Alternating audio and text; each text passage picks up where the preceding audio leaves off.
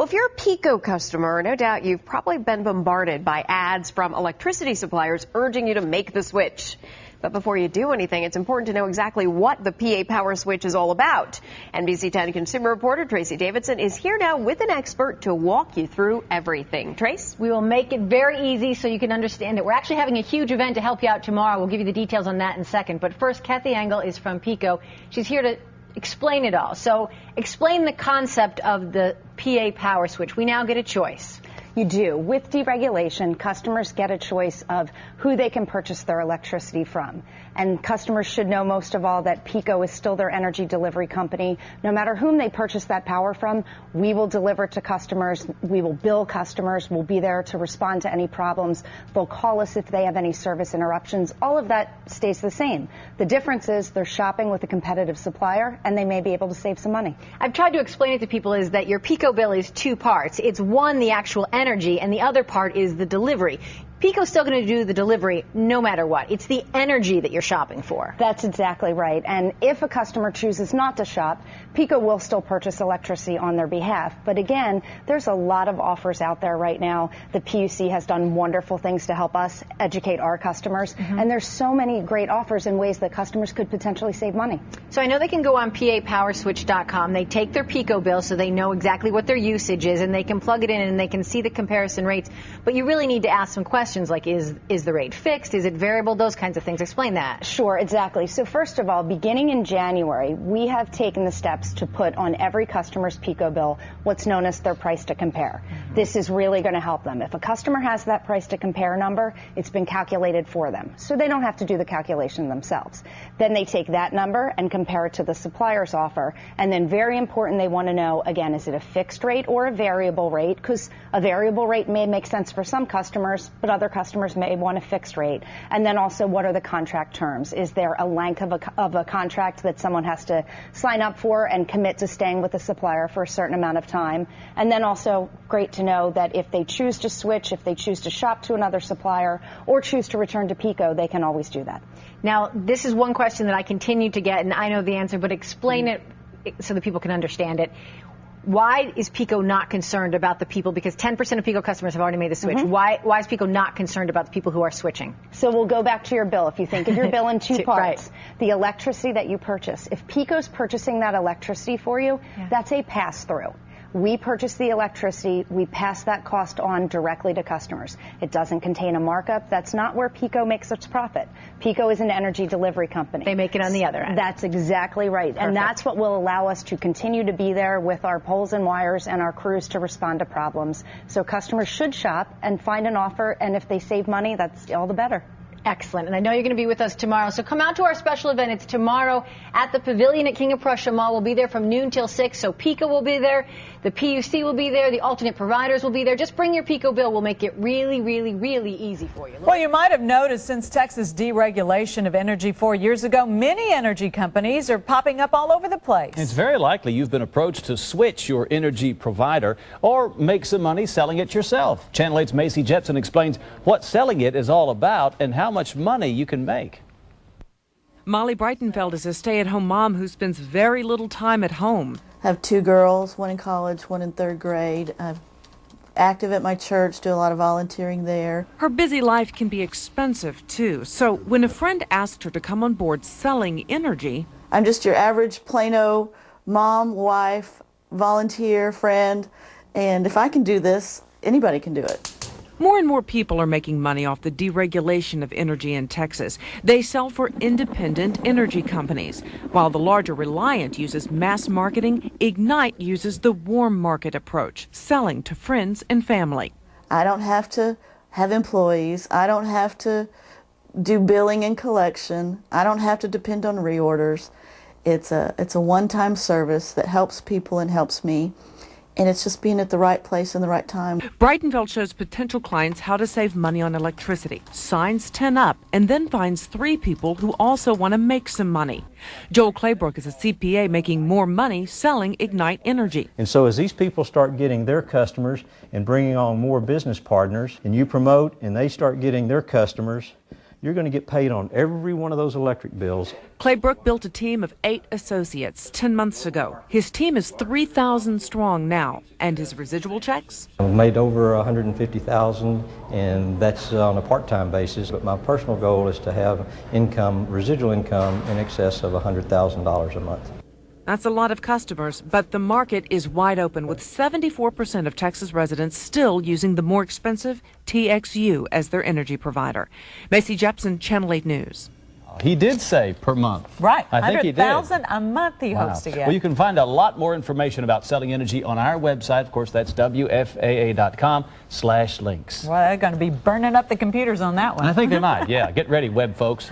Thanks for joining us. Have a great evening. Could save hundreds, even thousands of dollars if they would only switch to an energy provider that charges less. But you know what? Most people just won't switch, and we've wondered why.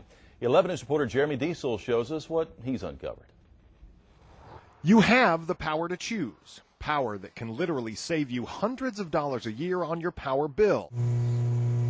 Join us, New Power. But in the 4 years since electricity deregulation began in Texas, only a little more than 25% of people in the Houston area have left Reliant Energy, even though the price it's forced to charge is generally the highest.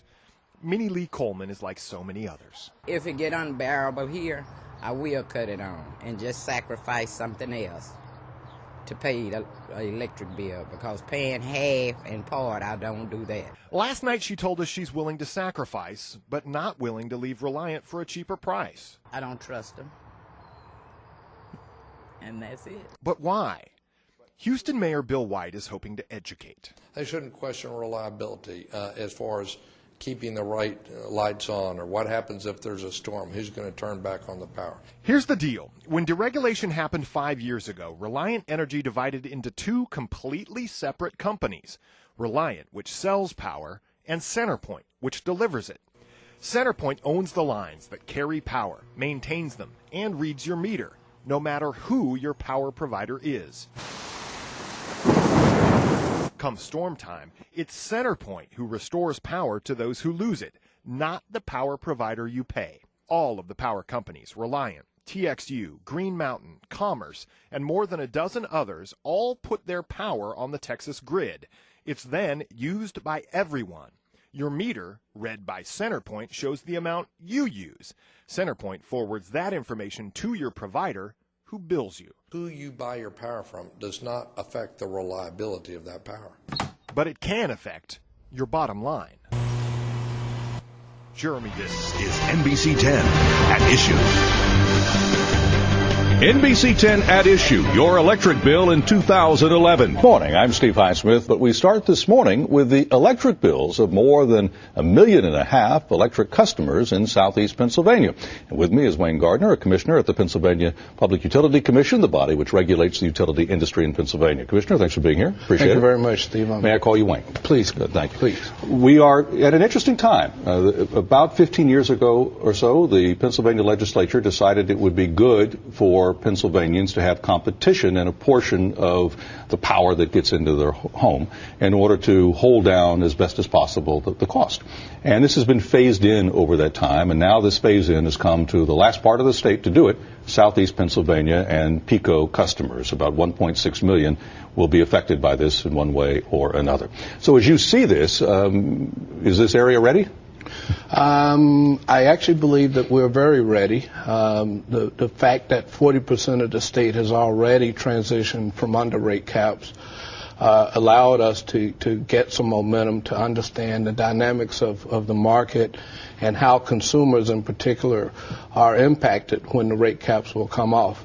And it's different for every region. There were, I guess, 6 or 9 major utilities that were, running the old way, 10 years ago. And then as these phase-ins have been underway, and as you said, much of the state affected now. PECO, one of the largest, is now going to be affected starting January 1. So let's talk about what this is. If we could take a look at this. Rate caps are coming off the generation of power. And PECO is the default provider. In other words, you could sort of have a do-nothing plan. You don't do anything. PECO is still going to be the supplier of your energy, of your generation. You can choose a different provider or supplier, though, if you think it'll be better for you economically. PECO will remain the distributor. So, Wayne, when we look at how power gets into your home, you've got generation, you've got transmission, getting it from the generation point, you know, the coal-fired plant or the nuclear plant, to where it's distributed, and then the distribution point, which is getting it actually into your home or your business. And PECO will remain that last point, that distributor, right, for everybody? PECO will still be the party that delivers the electricity to you and to ultimately to your outlet. PECO will also provide all of the customer service. So if there's an outage or interruption of power, or if you have a real concern about your bill, you will continue to be able to call PECO, and PECO will continue to provide the exemplary service that we've all gotten used to. I am also a PECO Energy customer. So from that standpoint, nothing changes. And if you decide not to take any action at all, PECO will continue to be the provider of service for you.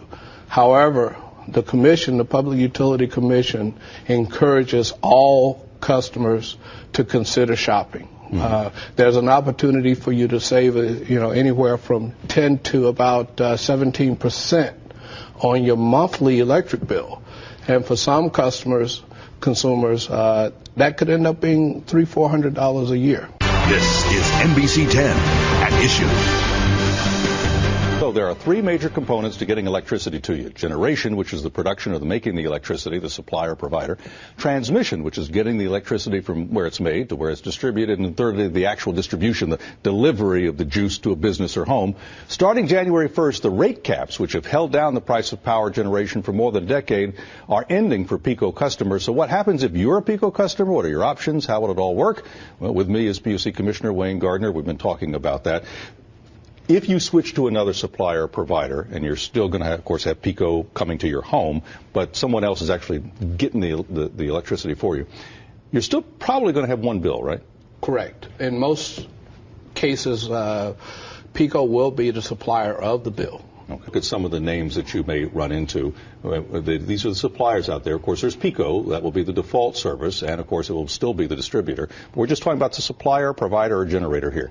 In alphabetical order, some names: Blue Star Energy Solutions, Champion Energy, Commerce Energy, Dominion Energy Solutions, and there are others such as Energy Plus Holdings, Gateway, North American, Palmco, Respond Power, and others include Spark Energy, Stream, Verde Energy. You've got some that are more green-oriented. PPL has one. Energy Plus is Community Energy, for example. So a lot of names out there, and probably others that weren't in that list. Of the 1.6 million PECO customers, how many do you think in the first year or say will have?